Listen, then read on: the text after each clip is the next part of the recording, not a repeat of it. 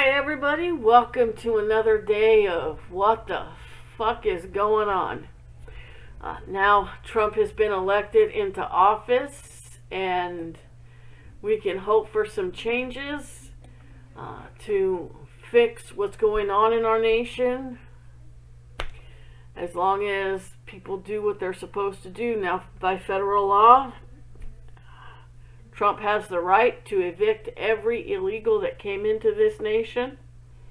And even if you are a sanctuary city, you fucking let me check to make sure, because it's one thing I don't like to do is make claims I can't back up. So let's look up what federal law says about evicting illegals out of the country. Let me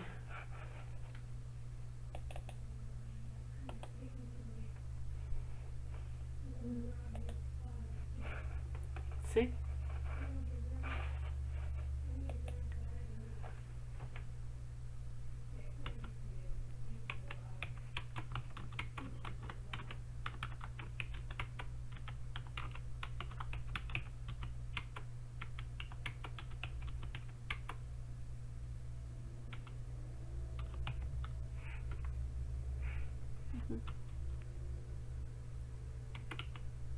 Wait.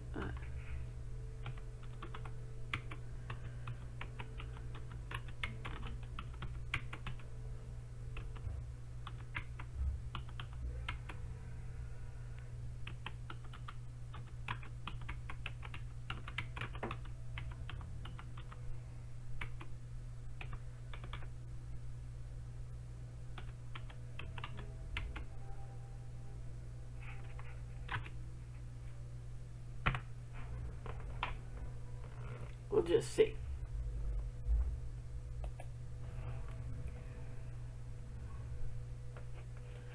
Federal government, custom enforcement, ICE can exercise its authority to arrest, deport individuals suspected of being undocumented immigrants within its jurisdiction, which includes federal facilities, borders, and areas under federal control. However, the federal government's ability to enter another state with ICE to arrest, deport individuals without a warrant or consent is limited by various laws, regulations. Arrest, detain individual suspects, immigrants violated without legal status. However, it does not explicitly grant ICE the authority to enter states without a warrant. That doesn't matter, because they have the name of every person that came here illegally. Many states and localities have enacted laws or policies limiting ICE. That doesn't matter. They can enact all the laws they want. Their state, federal Trump state. That's just fact. Which prohibit law enforcement agencies from cooperating with ICE. Yeah, it prohibits their law enforcement from helping ICE. It doesn't limit them from, it doesn't tell them that they can kick ICE out and interfere with ICE. So,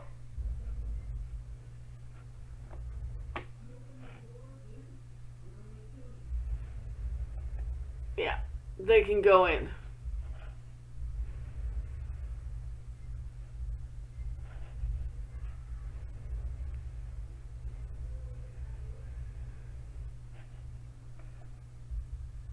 Yep.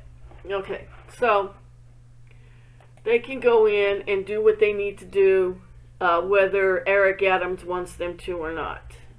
That's just the way, because federal trumps state every time.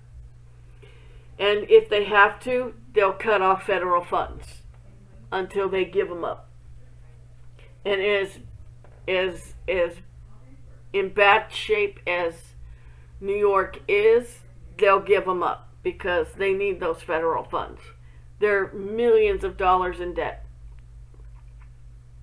And they get a lot of their federal grants and stuff from the federal government. And if you're receiving federal grants, yeah, you're going to have to give them up. Sorry, my tattoo is just really itching. Having some kind of allergic reaction to something. So let's watch this train wreck as he spills stupid on the airways. A team throughout the last 2 years and 10 months of challenging some of the most pressing issues that this city and big cities across America have been experiencing. And I want to say to our fellow... The gentleman standing behind him in a dress... New Yorkers, the votes have been counted. Maybe that's a woman. I see an Adam's apple, so I'm not sure. But in one breath, he's saying we need the federal government's help to take care of these people. We can't keep doing this on our own. We don't have the money. We've lost so much. New Yorkers are hurting. New Yorkers are suffering. We have to cut back on social services. We have to cut back on all kinds of stuff in order to house these people and feed them and this, that, and the other. All in the same breath that he's saying all of this. One fell breath he's saying all this. He's going to turn around and say stupid. And America has elected a new president, incoming President Donald Trump. As Americans, we respect the will of the power of the people and committed to the peaceful transfer of power. And while our city will always respect the right to peaceful protest, there will be zero tolerance for actions that cross the line into crimes such as violence, vandalism, blocking traffic, or disorderly behavior. The New York City Police Department, under interim Police Commissioner Tom Dowling, and our entire team will ensure that we uphold the law. I want to congratulate President-elect Trump and Vice President-elect J.D. Vance and wish them all the best as they work to promote the interests. Look at the hate standing behind him as he's congratulating Trump and Vance. Look at these women that are so, well, I don't know if that's a woman, but let's say for whatever it is. Look at the disgust on their face. Of the American people. As mayor of America's largest city, our main team will work with the incoming administration for the good of all New Yorkers. And we will collaborate with our mayors across this country to come up with a real agenda that can help cities across America, including making sure we continue to get support for our housing, infrastructure. We don't want to follow federal law, but we want the federal benefits of not following the federal law.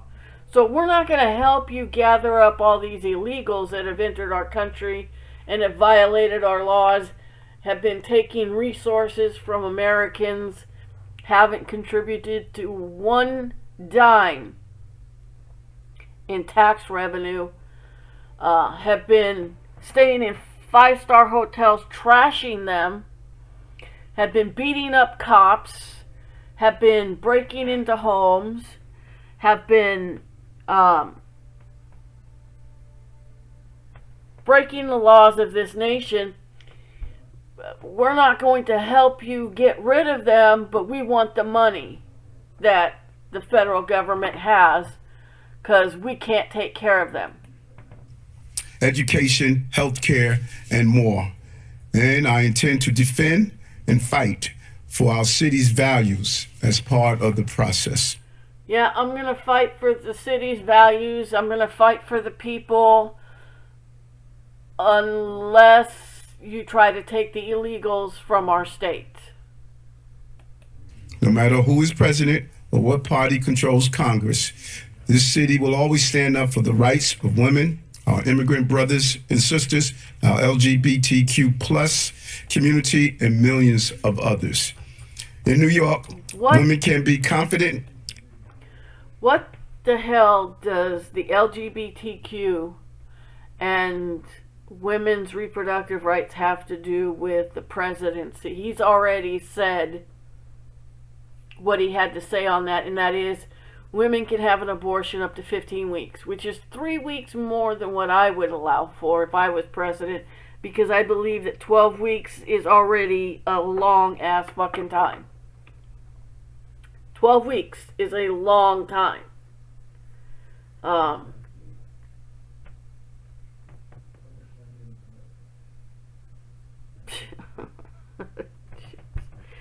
They always got to throw everything and virtue signal to everyone about everything. Can't forget about the LGBTQ people, because why? Because Trump's going to do what to them? Not a fucking thing. He doesn't have a problem with gay people. He never has. Never has. Gay people support Donald Trump. Fucking insane. And that their reproductive rights are secure. Our city remains committed to protecting and advancing women's health care, including access to abortion care. No matter what happens across the country. Trump wants to expand women's reproductive rights to include that the federal government pays for IVF and hormone treatments to help them get pregnant. He wants to expand on women's reproductive rights because he understands that people who want to have a baby can't always financially afford doing IVF. And he thinks the government should pay for it. Abortion care will always be available in New York City for anyone who needs it. That includes women outside of this city who come here seeking the care they are denied in other places. That we also intend to protect our immigrant communities, and we will work with the new administration. Unless you try to take them. They've been a drain on the city since they came here. We've had to cut back on resources for the people who actually live here. We've had to cut back on the services like trash and stuff like that for them. We've had to change the way we do things in order to provide for people who don't offer any benefit to our city. But yeah, send us money. Send us money. In Congress to develop a realistic and compassionate national strategy for our immigration system. This includes pushing Congress to provide expedited authorization for... No. If you came here illegally, you are a criminal. And you need to come here the right way, like those before you did, who waited years, paid money, did their due diligence to come here legally, the right way. You don't get to set that demand. Federal law is already set in place that catch and release is not supposed to happen. So all of those people that Border Patrol caught and released, all those secret night flights that Biden and Harris did, brought all of these people here illegally, and they need to be sent back to whence they came. For asylum seekers who desire to work, and they are already here. To those immigrants who are living here pursuing the American dream, as so many generations did before you, New York City stands with you. Our city will also continue to offer care, resources, and legal help to those who need it. Regardless of immigration status, we will be here for you. New York City will always remain a city of immigrants and a beacon of liberty around the globe. And our administration's executive order protects physicians providing gender-affirming care. This administration... I have a problem with that one. Only because no gender-affirming care should be paid for by the taxpayers ever. Ever. If I can't get a tummy tuck, breast augmentation, liposuction, braces, dental implants paid for by the taxpayer, then you shouldn't get a sex change paid for by the taxpayer. Nation is working every single day to make this a safer, more affordable city for all New Yorkers. And we will work with the incoming administration to ensure we can continue to build critical infrastructure throughout the 5 boroughs. Under Deputy Mayor Joshi's leadership, we will continue to fight for every dollar to build the infrastructure we need to keep our city functioning and create climate resiliency. These are generational projects that we must move forward no matter who is in the White House. I want to salute Vice President Kamala Harris and Governor Tim Walz for running a powerful campaign that inspired and uplifted women, communities of color, and millions of others across the nations. As Americans, we must find a way to unite our country as we move forward. I understand that this has been a difficult and divisive campaign, but the millions of ballot cast show that American democracy remains strong. If we have seen anything over the last 248 years, it is that American people will never give up on trying to make this a better nation for all. But it takes work, it takes commitment, and it takes grit. Democracy is not something that happens every 4 years. It's the work we do every day, especially here in New York City. I urge every New Yorker to stay engaged in our political process. Make your voices heard and keep your community strong. New York City continues to be a place where all are free to express their opinions peacefully. This is how we built this great nation and how we will keep New York the greatest city on the globe. Thank you.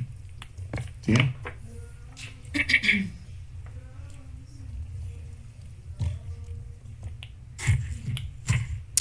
Thank you, Mayor. What we saw across the city and across the country, of course, was very strong turnout. Here in New York, New Yorkers got engaged and voted early in robust numbers. We're seeing counts of 2.4 million ballots cast, close to 400,000 mail-in ballots requested, close to 40,000 observers and volunteers fanning out across the city. And so we want to thank all of them. I want to thank New Yorkers for participating fully and volunteers for ensuring that New Yorkers can do so. As the mayor mentioned, it's no secret that the campaign trail was difficult and divisive. But for us here in this administration, now comes the hard part, but the important part, and that is the active course of governing. Hard as it may be, New Yorkers expect us to be resolute in ensuring that we move the city forward, that we work, as the mayor mentioned, with the new administration as constructively as possible to do all of the things that strengthen our city, rebuild our infrastructure, create jobs, uplift working people, protect our residents, and preserve the liberties that New Yorkers enjoy. As I mentioned earlier, New Yorkers should rest assured that we have been preparing for different scenarios. We've been doing that type of planning to ensure that we are prepared to protect and preserve what matters most to New Yorkers. As part of that work, we reviewed the implications of the 2016 elections. We identified key funding and policy risks, and we've charted already actions that we need to be prepared to take to mitigate those risks and to seize opportunities for New Yorkers in the stretch ahead. So just to give some highlights, here's what we're focused on. Number one, we're focused on the budget. We understand that the success of our city is deeply intertwined with the support of the federal government. And that's why we have proactively anticipated the needs of our city and are prepared, as always, to advocate fiercely for our interests. And it's important because if you look at our FY25 budget of about $112 billion, about $8 billion of that is from federal grant revenue. So that's about 7% of our budget. And it matters to issues from housing to education and services for.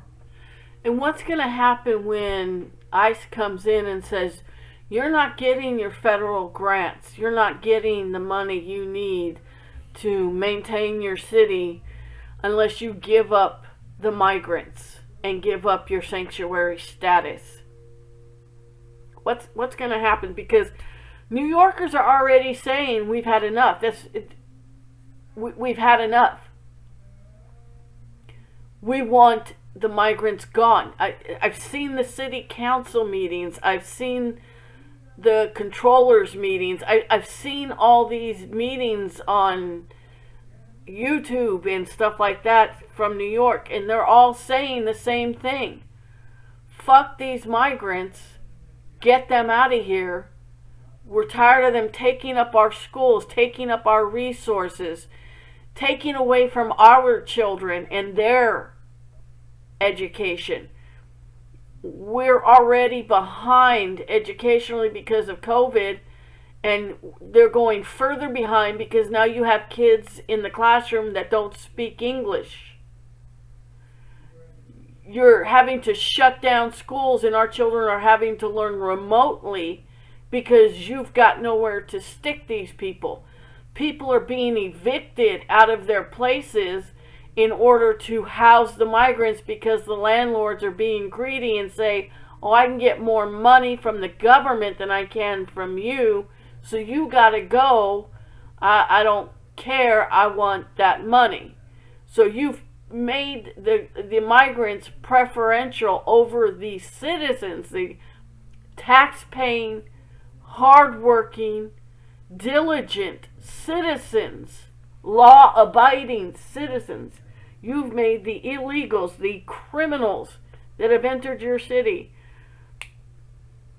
a priority over these people that pay your salary. And the people are fed up with it. They said, well, we've had enough. We're done. We want these people gone. They've said it with their mouths in the city council meetings. To your face, Eric Adams. They have said they want these people gone. And you're talking about, oh, we're going to protect the migrants first and foremost. They're going to get the benefits first and foremost. Their needs are first and foremost over the tax-paying, law-abiding citizens of this state who are being taxed to death in that state, because that state has the highest tax rate in the country.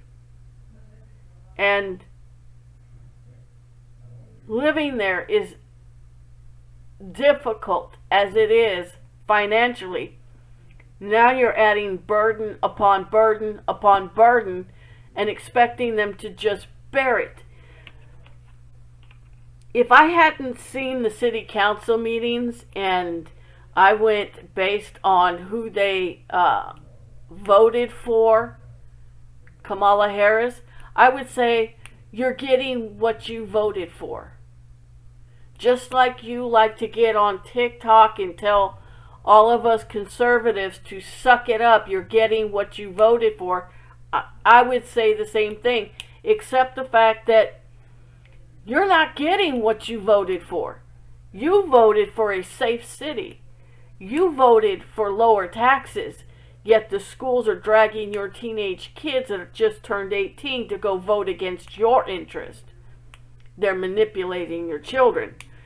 You didn't vote to have your kids learn remotely. No. You voted to send them to school.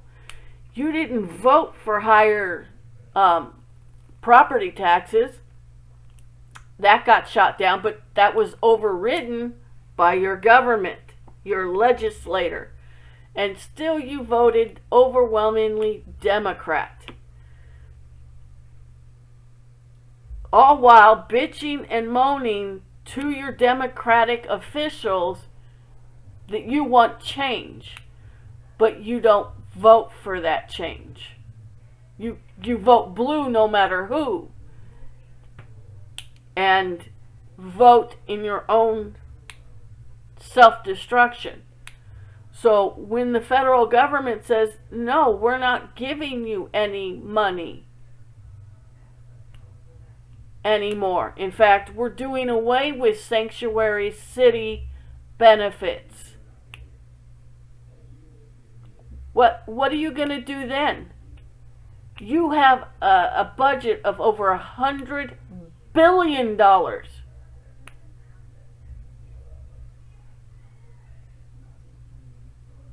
What are you going to do then?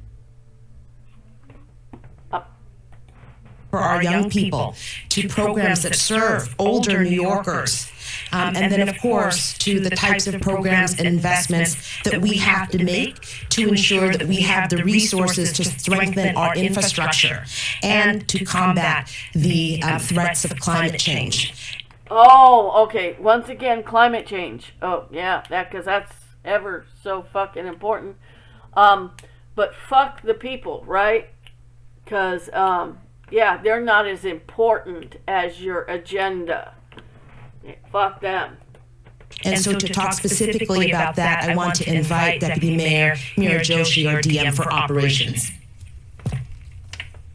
Thank you very much, First Deputy Mayor and Mayor. Good morning. This morning, we know we now have a new president. We have the same infrastructure challenges, though, that we had yesterday. Crumbling bridges, pollution, excessive heat, and extreme water that overwhelms traditional sewer systems. These troubles know no political affiliation. They know no state boundary. They're bipartisan in the toll that they take on communities. The Adams administration has been awarded over $2 billion in federal money that will secure and grow our city's infrastructure and bolster our city's and our region's economy. Together with the new administration, we will continue to work through the funding and implementation of our grant awards, many of which, due to their size, complexity, and bipartisan support, outlast multiple administrations. These are dollars won based on the merit of the projects, true critical infrastructure needs. These are investments in building a better New York City and New York City jobs.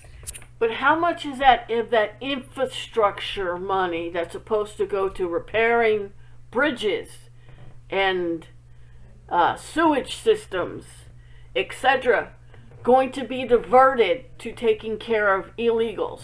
How much of that is going to get diverted to make up the loss of money for taking care of people who aren't contributing to your tax base? For example, $90,000 invested in strengthening our city's infrastructure, green or concrete, creates a good paying, sustainable job. We've won over $2 billion. That's over 25,000 jobs created. And we lead the nation in turning a climate crisis into an economic opportunity. New York City's green economy will... But how much of those jobs are going to go to the illegals and not the out-of-work construction workers who are desperate for a job so they can take care of their families?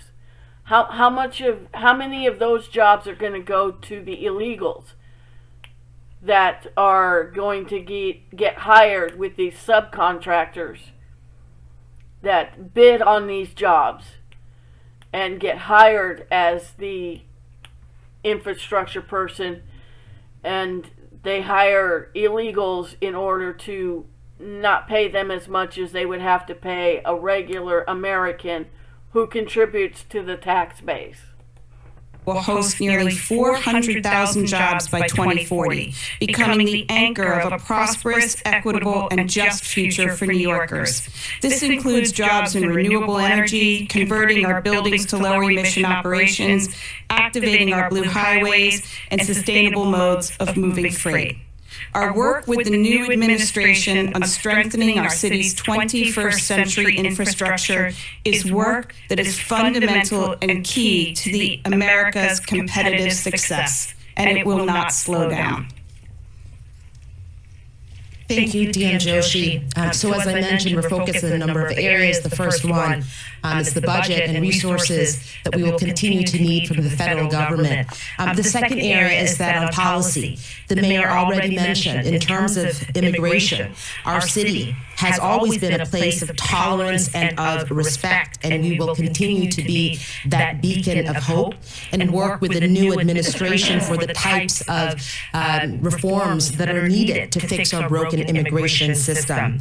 And for those who are living here, the broken immigration system is not for you guys to decide, but for the federal government. In other words, Congress and the Senate to decide. Your job is to implement the laws that they put in place. Refusing to do so forfeits your right to federal funds that you're begging for right now on camera. Immigrants, migrants, you should know, of course, that if the United States is the land of opportunity, we have always believed that New York City is the purest distillation of that, and that will not change. The other area in terms of policy that we have been extraordinarily focused on and will continue to be is on healthcare and on reproductive rights. Our city remains committed to protecting and advancing women's healthcare in every way. We will fight to ensure that it remains that way, and that we continue to lead the nation in ensuring that every woman has the autonomy and support to make informed choices about her health. And so to speak more on this, Deputy Mayor for Health and Human Services, Ann Williams Isom. Thank you, First Deputy Mayor. As the Mayor and the First Deputy Mayor stated, our administration is well prepared to work with the incoming administration to continue to ensure that we receive the federal support we need to continue to deliver for New Yorkers. Our work is also rooted in our unwavering commitment to New York's values. That means standing to support all New Yorkers to help every child, every family, and individual thrive. Continuing to create a welcoming city for immigrants and ensuring everyone, including migrants and undocumented folks, have the right to city services, education, healthcare, and public safety. And to assure that healthcare continues to be a fundamental right in our city. And when I say healthcare, I don't just mean access to an abortion. I mean all kinds of reproductive care. So the right to have a healthy baby, the right to decide if you don't want to have a baby, the right to get help if you are struggling with infertility. 1 in 5 women in New York City struggles with infertility. All of that remains. No matter what happens across this country, women will have access to the reproductive freedoms they deserve in our city. With the passage of Proposition 1, we are grateful New Yorkers have reaffirmed the statewide right to reproductive freedom among our civil liberties. As a reminder, our administration launched the Abortion Access Hub, a first-of-its-kind hotline that confidentially connects callers to abortion care providers and financial support. We have also expanded access to medication abortion and telehealth abortion services to all. We will also continue to be a city with a strong social and healthcare safety net, and we will work to ensure that every New Yorker eligible for social service benefits can receive them, and that healthcare continues to be accessible regardless of your background. I woke up this morning reminded that public service often requires commitment that runs deep, one that is steady and focused on those that call this city a home. That is our job, and that is what we will continue to do. New Yorkers have our word that we will continue with to work with the incoming administration to support the more than 3 million New Yorkers who rely on public benefits, which are largely possible due to a productive and collaborative relationship with the federal government. Okay, so you get what they're saying. I'm not going to go any further with this because it's just... it's outrageous that their number one concern is not the American people that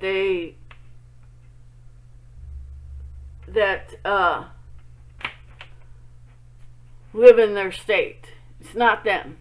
It's everybody but them. And I feel sorry for New Yorkers who were hoping for a change, only to find out that that's not going to happen as long as people like this are in office. They will always come last. They will never be given the same rights and privileges as an illegal. And I feel bad for them because most of them can't afford to just up and leave. They're stuck there. And they're stuck in a situation that they see no hope in. And the sad thing is, as well, is that this is what they have. This is their only choice. They don't get Republicans or conservatives or independents or anything like that that runs. No constitutionalist that runs for office there because they would never win. So they're left with nothing but woke Democrats that only care about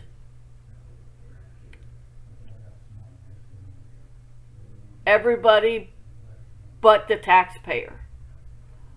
It's sad, but it's true. And I feel bad for them. Well, tell me what you think. Leave a comment, like, share. Follow me if you like what I'm saying. But have a good day.